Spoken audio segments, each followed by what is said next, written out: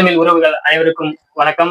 இன்று நம் நேர்காணல் காண இருப்பது திருப்பரங்குன்றம் தொகுதி தலைவர் நாம் தமிழர் கட்சியின் அழகேஷ் அழகர். வணக்கம் அண்ணா. வணக்கம் வணக்கம் முனிஸ், எப்படி இருக்கீங்க? நல்லா இருக்கேன். நல்லா இருக்கீங்களா? சரி சரி. எப்படி? சரி சரி சரி சரி. எப்படி இந்த நாம் தமிழர் கட்சியை ஏன் தேர்ந்தெடுத்தீங்க? இந்த நாம் தமிழர் கட்சிக்கு வர்றதுக்கான காரணம் என்ன? நாம் தமிழர் கட்சிக்கு வர்றதுக்கு உண்டான முக்கியமான காரணம் என்னன்னா, தமிழ்நாட்டுல எண்ணற்ற பிரச்சனைகள், ஒவ்வொரு நாளும் ஒவ்வொரு விதமான பிரச்சனைகளை இது பண்றாங்க.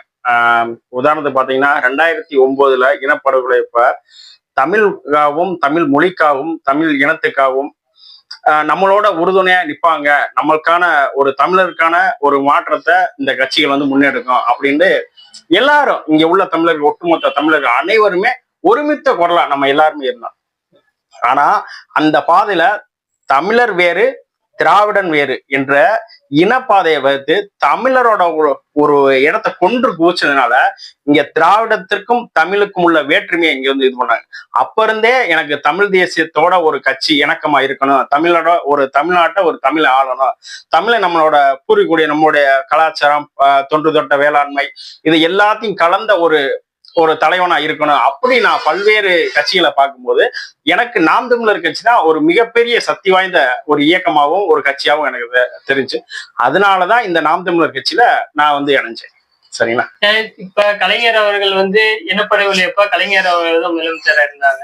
ஏன் அவரையே ஈழத்துக்கு எதுவும் செய்யலையா? அவரு ஈழத்துக்கு செஞ்சாங்கன்னு சொல்ல முடியாது, ஈழத்துக்கு செய்யற மாதிரி நடிச்சாங்க. எப்படின்னா, ஒரு இங்க இருந்து தமிழ்நாட்டுல இருந்து வரக்கூடிய எந்த ஒரு இலங்கைக்கு, ஏன்னா அது வந்து ஒரு அண்டை நாடா நினைச்சாங்க. அது என்னன்னா திராவிட வேறு தமிழ் வேறு தமிழ் தேசியம் அப்படின்னு பிரிச்சு பார்த்தாங்க. ஒரு சாதாரண சின்ன உதவி கூட இங்க இருந்து போகக்கூடாது, எந்த விதமான அடிப்படை முகாந்தாரமும் அங்க வந்து இது பண்ணக்கூடாது அப்படின்ட்டு ரொம்ப ஆணித்தனமா இருந்தவர் தான் ஐயா கலைஞர் அவர்கள். ஆனா அவங்க நினைச்சிருந்தா அன்னைக்கு மத்தியில அவங்கதானே இருந்தாங்க, அவங்களோட மத்தியில இருந்தது அவங்கதான், காங்கிரஸும் இவங்களும் கூட்டணியில இருந்தாங்க. அவங்க நினைச்சிருந்தா அதைத்தான் நான் சொல்றேன். என்ன சொல்ல வரேன்னா, அதனாலதான் சொல்றேன், தமிழ் தேசியமும் தமிழருக்கு உண்டான வேற்றுமை இதுல இருந்தா இதாகுது. ஒரு தமிழர் வந்து இங்க வந்து தலைநிமிர்ந்து நிக்க கூடாது, தமிழன் தனக்கான உரிமையை இங்க நிலைநாட்டக்கூடாது. அதனால நீங்க நாம் தமிழர். ஆமா, அதனாலதான் இந்த ஒரு மாற்றத்தை ஒரு முடிவை நான் எடுத்து நாம் தமிழர் கட்சியில பல ஆண்டுகளா இதுல பயணிச்சுக்கிட்டு இருக்கோம். என்னைக்கு அண்ணன் வந்து பல காரணங்கள் சொல்லலாம். இன்னைக்கு நீங்க ஒரு உதாரணமா சொல்லுங்க, தமிழ்நாட்டுல செந்தமிழன் சீமான் அவர்கள் முன்னெடுக்கிற மாதிரி எந்த ஒரு போராட்டமும் இன்னைக்கு அண்ணன் எடுக்கிற மாதிரி எந்த கட்சி தலைவர் முன்னெடுக்கிறாங்க இல்ல? ஒரு சின்ன ஒரு அறிக்கை கூட இன்னைக்கு ஒரு பயப்படுறாங்க. ஏன்னா ஆளுகின்ற அரசு, திமுக அரசு வந்து அவங்களை அச்சுறுத்துது, பயமுறுத்துது. அதனாலதான் ஒரு சின்ன கண்டன அறிக்கை இன்னைக்கு அண்ணன் இளையதளபதி விஜய் அவர்கள் கட்சி ஆரம்பிச்சது கூட பயப்படுறாங்க. ஒரு சின்ன அறிக்கை வர்றது கூட பயப்படுறாங்க. பாலியல் வன்கொடுமையில இருந்து, நிலச்சுரண்டுல இருந்து, மதுரை மாவட்டத்தில் உள்ள டங்ஷன் சுரங்கம், இதுல எல்லாத்திலயுமே அமைதி காக்குறாங்க. ஒரு புரட்சி வெடிக்குது, ஒரு புரட்சி போராட்டம், மக்கள் தன்னெழுச்சியா போராடுறாங்க, அவங்களுக்கு உறுதுணையா நிக்கணுமா இல்லையா இந்த அரசு? ஆனா அவங்களுக்கு எதிராக அந்த ஏதாவது ஒண்ணு பண்ணாங்கன்னா அவங்களை அடக்குமுறை பண்ணி அவங்களை கைது பண்றதுலயே இந்த ஆளும் திமுக அரசு மும்முனைப்பா இருக்கு. இது வந்து எந்த விதத்திலுமே ஒரு அடிப்படை ஆதாரம். மக்களா நம்ம ஆட்சிக்கு வர்றதுக்கு முன்னாடி ஒரு பேச்சு, ஆட்சி முடிஞ்சதுக்கு அப்புறம் போச்சு. இது இப்படி எந்ததுமே இது பண்ண முடியாது. ஏன்னா அது பல்வேறுபட்ட காலநிலையில, பருவநிலை, நம்ம மக்களுக்கு நம்ம ஒரு கட்சியில இருந்து இருக்கோம், ஒரு கட்சியில இது வர்றோம்னா அந்த மக்களுக்கு துணையா நிக்கணும். இங்க வந்து அப்படியெல்லாம் கிடையாது. செய்கிறதுக்கு முன்னாடி ஒரு பேச்சு, செய்ததுக்கு அப்புறம் ஒரு பேச்சு, அப்படிதான் இங்க உள்ள கட்சிகள் வந்து. செந்தமிழன் சீமான் வந்து விஜய் வர்றதுக்கு முன்னாடி தம்பி தம்பி அப்படின்னு சொன்னாங்க. வந்ததுக்கு அப்புறம் இல்ல நீ நடுரோட்ல இருந்தா செத்து போவ, ஏதாவது ஒரு சைடு நில்லு அப்படின்னு சொல்லி அப்பப்பா அந்த விஜய் மேல விமர்சனம் வச்சுக்கிட்டே இருக்காங்க. ஏன்?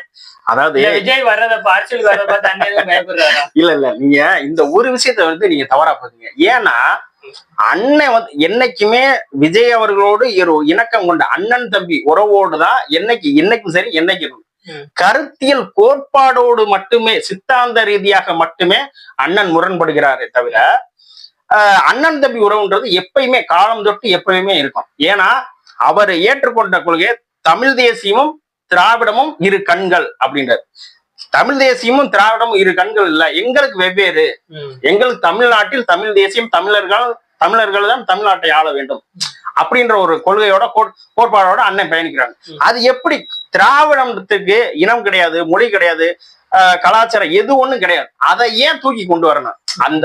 அந்த கோட்பாட்டுல மட்டும்தான் அன்னை வந்து எதிர்க்காங்க தவிர அண்ணன் தம்பின்ற உறவு என்னைக்குமே ஒரே மாதிரி ஒரே நிலைப்பாடோட தான் இருக்கு. முதல்ல நீங்க அதை புரிஞ்சுங்க.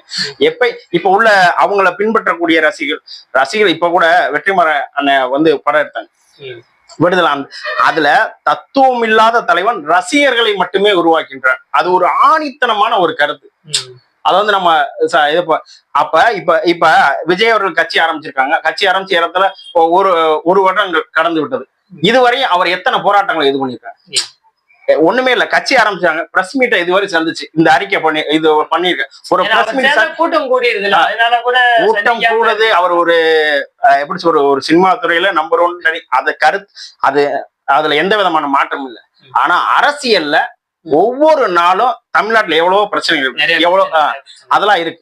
அதை இன்ன வரைக்கும் இந்த அரசு வந்து அதுக்கு ஏதாவது ஒண்ணு அவர் விஜய் அவர்கள் கண்டனைக்கு கொடுத்திருக்காரா? களத்துல இறங்கி போராடணும். ரூமுக்குள்ள உட்கார்ந்துகிட்டு பெரியாரே நான் பூஜிக்கிறேன், அண்ணாவை நான் பூஜிக்கிறேன் அப்படின்னு வந்து இது பண்ணக்கூடாது. அதெல்லாம் கோட்பாடு, அதெல்லாம் அரசியல்ன்றது மக்களோடு நின்று போராட வேண்டும். அதுதான் அரசியல், அதுதான் சுதந்திரம். மக்களுக்காக மக்களாக களத்தில் இருப்பவனே எவனோ அவன் நான் தலைவன். அவனுக்காக ஒரே ஒரு தலைவன் தமிழ்நாட்டில் இருக்கணும் என்றால் அது செந்தமிழன் சீமான் அவர்கள் மட்டும்தான். அதைத்தான் இப்ப ஒண்ணுமில்ல. மதுரையில இப்ப ஒரு 10 நாளைக்கு முன்னாடி அந்த ஒரு பிரச்சனை அன்னை வந்து களத்து நின்றாங்க. அது அப்ப என்ன சொன்னோம்னா, இப்ப சட்டசபையிலேயே வந்து இந்த தீர்மானம்லாம் நிறைவேற்றியாச்சு, ஏன் நீங்க போராடுறீங்க, இவர் வெற்றி அறிக்கை தான் இது பண்றாரு அப்படின்னு சொல்லி சீமான. இப்ப பல லட்சம் மக்கள் மதுரையை நோக்கி படையெடுத்துக்கிட்டு வர்றாங்க, ஒவ்வொரு மக்களும். அப்ப இந்த அரசு, மத்திய அரசும் சரி மாநில அரசும் சரி, மக்களை மடைமாற்றம் பண்ணி ஏமாத்துறாங்க. போராடுற மக்களை தூண்டி விட்டு கைது பண்றாங்க. அது எந்த விதத்துல நியாயம்? நன்றி. நான் அவ்வளவு நல்லவில்லை. வெட்டுனா நானும் வெட்டு, அன்புனா அன்பு, வம்புனா வம்பு.